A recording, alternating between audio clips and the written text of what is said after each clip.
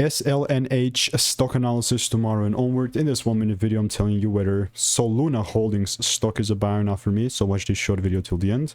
Soluna is interesting because now Solana is just crazy.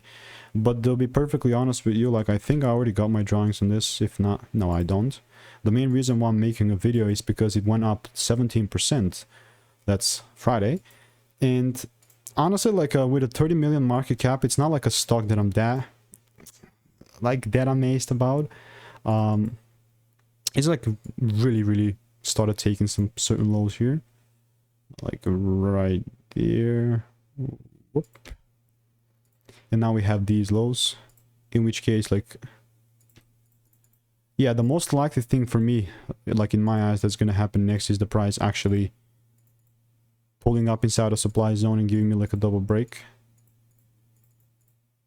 And if I see that, I mean, to be very honest with you, to be like perfectly upfront, I don't even think I'm gonna short this, although like my bias can be short and whatnot. But like this just is not volatile enough for me.